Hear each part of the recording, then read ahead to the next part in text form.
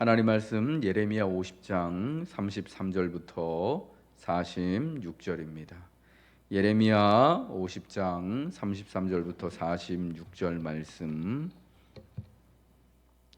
봉독합니다.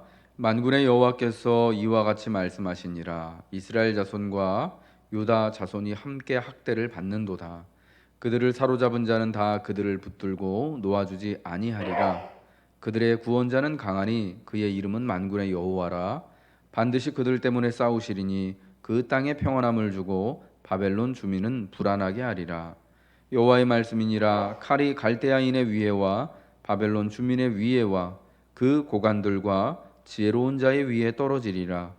칼이 자랑하는 자의 위에 떨어지리니 그들이 어리석게 될 것이며 칼이 용사의 위에 떨어지리니 그들이 놀랄 것이며 칼이 그들의 말들과 병거들과 그들 중에 있는 여러 민족의 위에 떨어지리니 그들이 여인들 같이 될 것이며 칼이 보물 위에 떨어지리니 그것이 약탈되리라. 가뭄이 물 위에 내리어 그것을 말리리니 이는 그 땅이 조각한 신상의 땅이요 그들은 무서운 것을 보고 실성하였음이니라. 그러므로 사막의 들짐승이 승냥이와 함께 거기에 살겠고 타조도 그 가운데에 살 것이요 영원히 주민이 없으며 대대에 살 자가 없으리라. 여호와의 말씀이니라. 하나님께서 소돔과 고모라와 그 이웃 성읍들을 뒤엎었듯이 거기에 사는 사람이 없게 하며 그 가운데에 머물러 사는 사람이 아무도 없게 하시리라. 보라, 한 민족이 북쪽에서 오고 큰 나라와 여러 왕이 충동을 받아 땅 끝에서 일어나리니 그들은 활과 투창을 가진 자라. 잔인하여 불쌍히 여기지 아니하며 그들의 목소리는 바다가 설레임 같도다. 딸 바벨로나, 그들이 말을 타고 무사같이 각기 내 앞에서 대열을 갖추었도다. 바벨론의 왕이 그 소문을 듣고 손이 약하여지며 고통에 사로잡혀 해산하는 여인처럼 진통하는도다. 보라, 사자가 요단의 깊은 숲에서 나타나듯이 그가 와서 견고한 처소를 칠 것이라.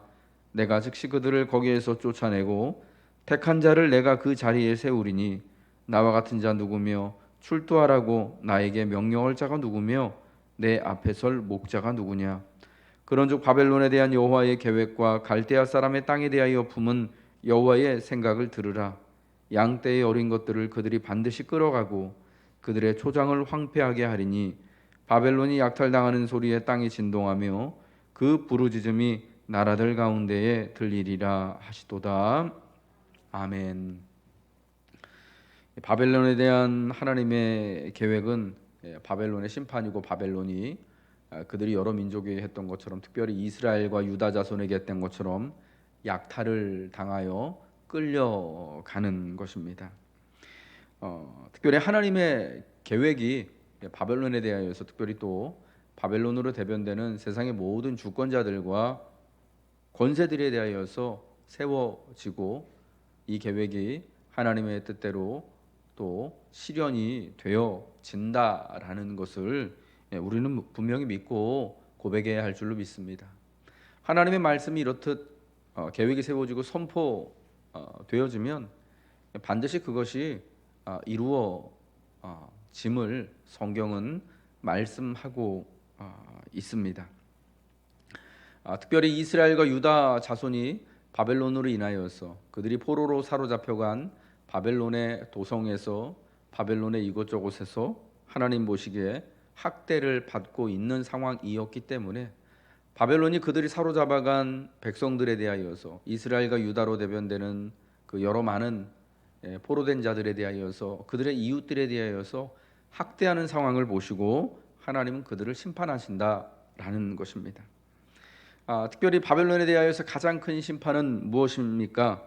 제가 생각할 때는 그 땅이 이제 황폐하여져서 아무도 살지 않는 곳이 된다라는 것입니다. 39절의 말씀부터죠. 그러므로 사망의 들짐승이 승냥이와 함께 거기에 살겠고 타조도 그 가운데 살 것이요 영원히 주민이 없으며 대대에 살 자가 없으리라. 여호와의 말씀이니라. 하나님께서 소돔과 고모라와 그 이웃 성읍들을 뒤엎었듯이 거기에 사는 사람이 없게 하며 그 가운데에 머물러 사는 사람이 아무도 없게 하시리라. 하나님께서 소돔과 고모라에게 행하셨던 것처럼 이제 바벨론 성과 그리고 그 가운데 그 주변에 머물러 사는 사람이 아무도 없도록 하는 그러한 심판을 내리시겠다라는 것입니다.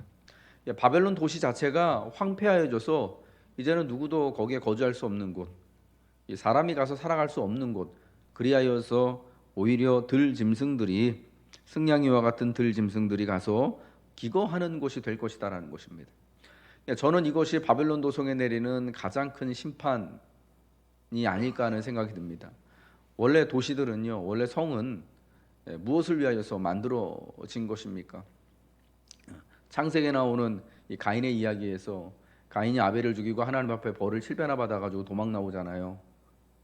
그래서 자기가 받은 벌이 너무 중하다고 하니까 하나님이 그럼 너 가인을 상한 자는 그 벌을 내가 7배나 더하겠다 하여서 가인에게 죽지 않을 표를 이제 혹시라도 가인에게 해를 끼칠 그런 사람을 피하도록 하는 그런 하나님께서 표식을 주십니다.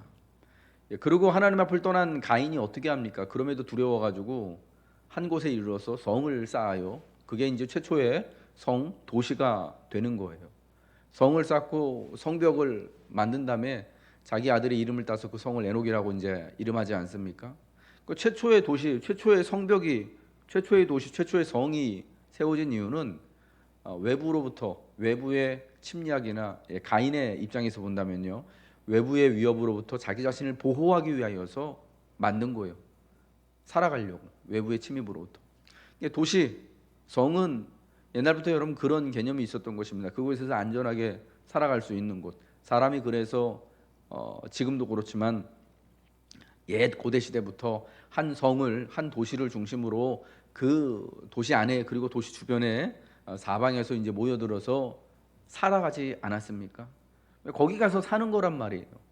그런데 그 성의 기능, 그 도시의 기능을 이제는 하나님께서 하지 못하도록 하시겠다라는 것입니다.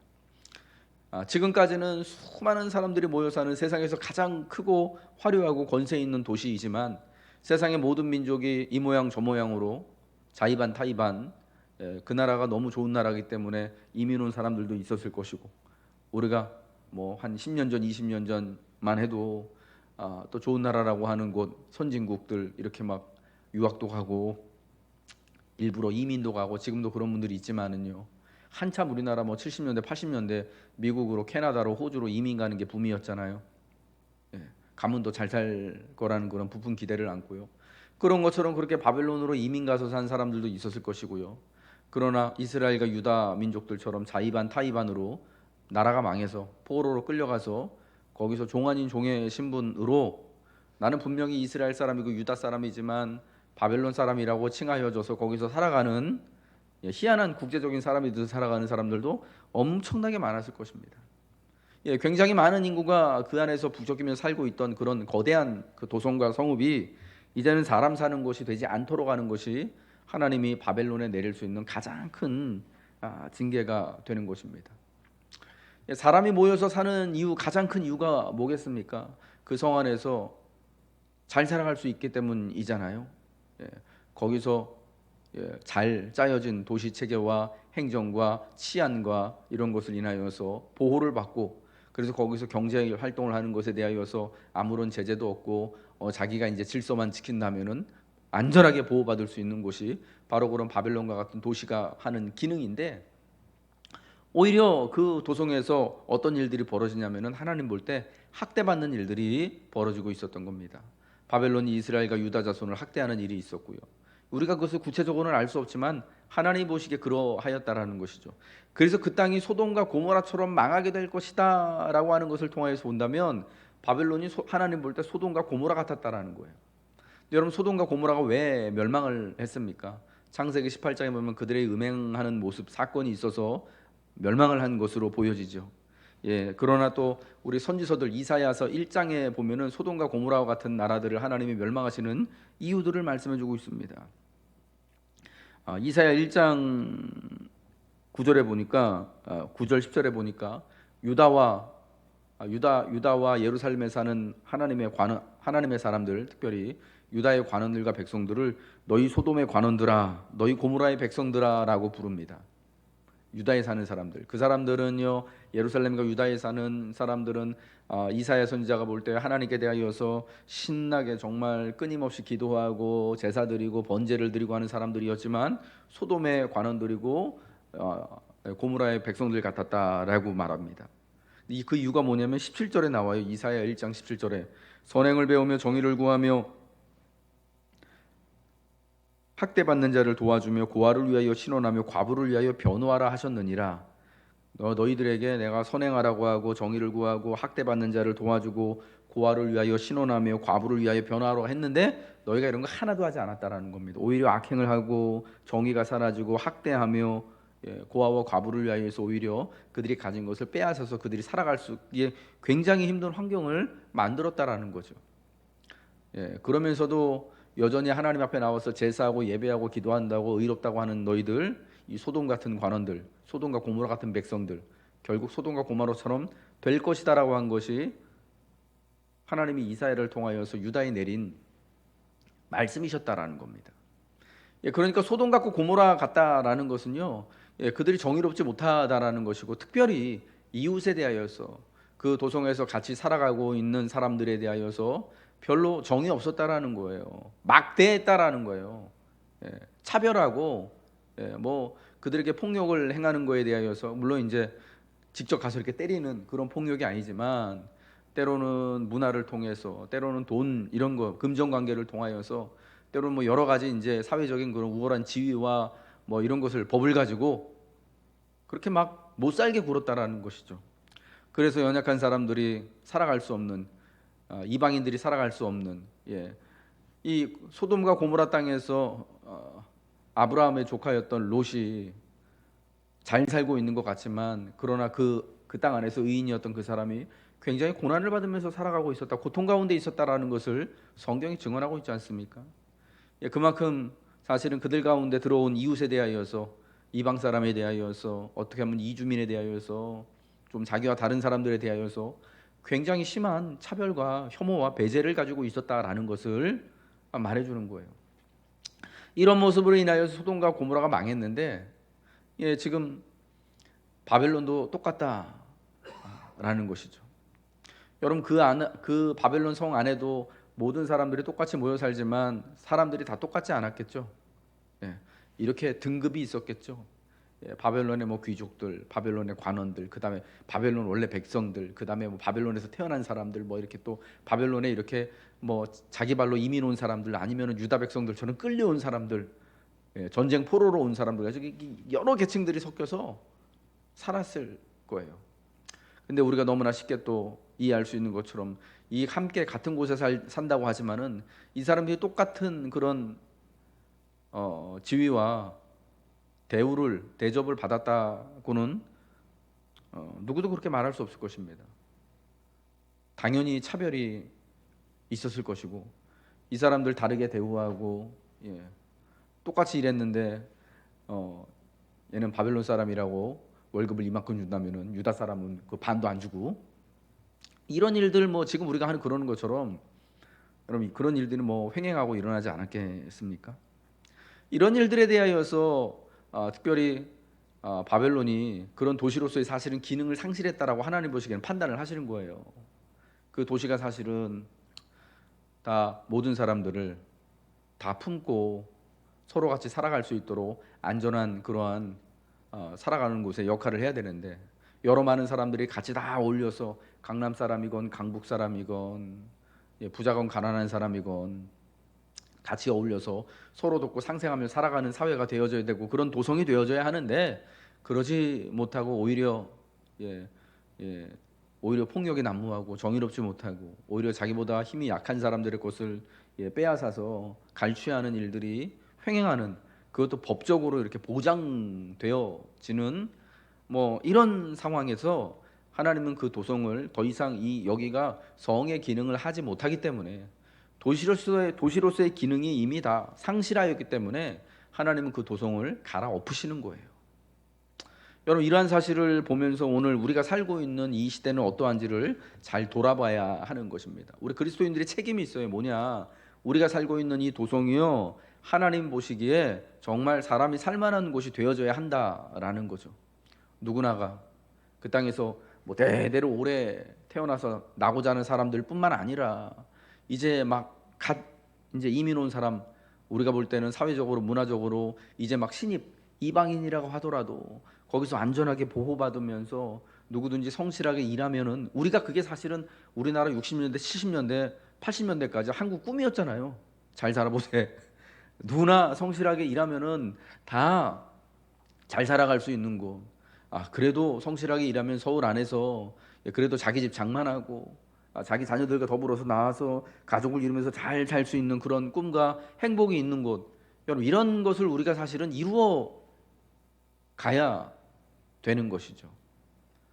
오늘 예수 믿는 우리들에게는 여러분, 우리가 사는 곳이 그러한 곳이 될 수 있기를 꿈꿔야 하는 거예요. 그런 책임이 있는 거예요.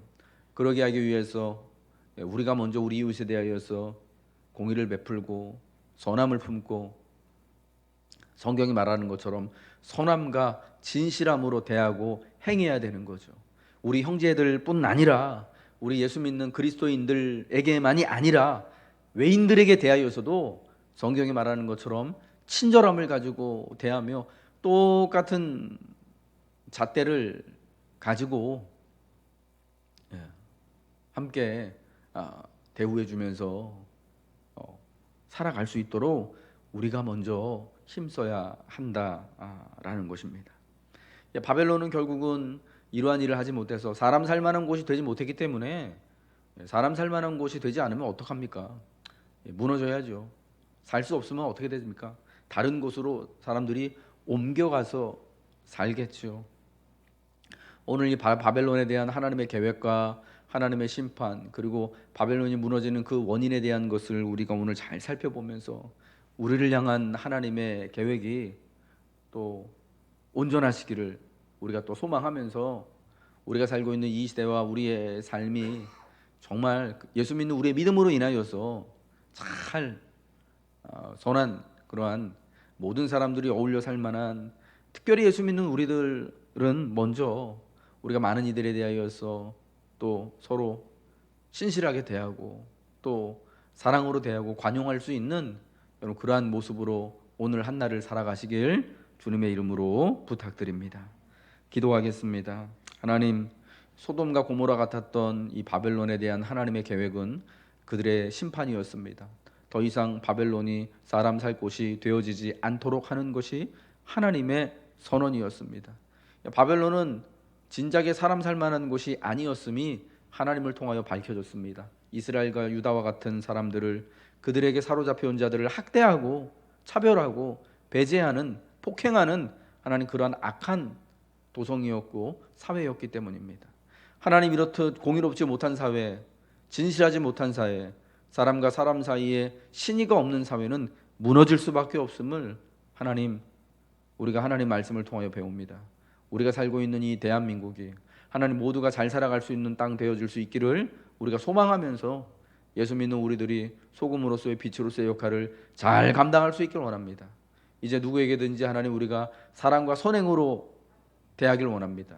특별히 우리 예수 믿는 형제들에게 대하여서, 그리고 하나님 우리 이웃들에게 대하여서, 그리고 이 땅에 하나님 나그네로 살아가고 있는 사람들에 대하여서, 특별히 성경이 말하는 고아와 과부와 같이 연약한 이들에 대하여서 하나님, 우리가 긍휼의 마음을 품고 하나님 또 도울 수 있는 그 여유를, 또 그런 삶의 하나님 품격을 예수 믿는 우리들에게 허락하여 주옵소서.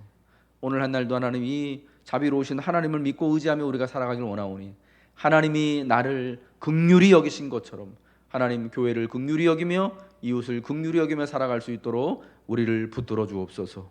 감사드리며 예수님 이름으로 기도합니다. 아멘. 하늘에 계신 우리 아버지여, 이름이 거룩히 여김을 받으시오며 나라가 임하시오며 뜻이 하늘에서 이룬 것 같이 땅에서도 이루어지이다. 오늘날 우리에게 일용할 양식을 주옵시고, 우리가 우리에게 죄 지은 자를 사하여 준 것 같이 우리 죄를 사하여 주옵시고, 우리를 시험에 들게 하지 마옵시고 다만 악에서 구하옵소서. 대개 나라와 권세와 영광이 아버지께 영원히 있사옵나이다. 아멘.